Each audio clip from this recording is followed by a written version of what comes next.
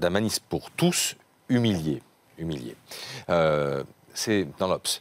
Est-ce qu'Emmanuel Macron n'est pas piégé un peu par les mots qu'il emploie? Emmanuel Macron est très intelligent. Est-ce qu'il le fait exprès? Oui, il le fait exprès. Bien sûr, ce sont des mots choisis. C'est une stratégie par le langage depuis le début que le mouvement de Macron existe. Alors, évidemment, parfois les mots sont plus forts qu'Emmanuel Macron et emportent son désir politique. C'est le cas avec colonisation et surtout avec crime contre l'humanité, parce qu'il y a derrière ce mot, derrière cette expression, une telle réalité juridique et une telle réalité historique que ça s'impose dans le débat avec multitude d'experts et de politiques convoqués. Ça s'impose à la volonté politique d'Emmanuel Macron de rassembler, de tirer un trait sur le passé, de pardonner, de regarder l'histoire en face. En revanche, quand il prend un mot tout simple comme humilié, là je pense qu'il fait mouche, parce que ceux qui ont manifesté contre le mariage pour tous se sont sentis en effet brocardés dans l'intelligentsia et dans les médias, maltraités par les policiers dans les manifestations. Et là, je pense qu'il fait de la bonne triangulation, parce que c'est ça le mot-clé, c'est le mot triangulation. Mais Christophe, l'idée c'est d'aller séduire évidemment certains électeurs, mais il risque aussi d'en fâcher pas mal, non? Oui, mais regardez le bilan de la semaine. Un électeur de droite qui avait quitté Fillon pour Macron, choqué par les propos sur la colonisation,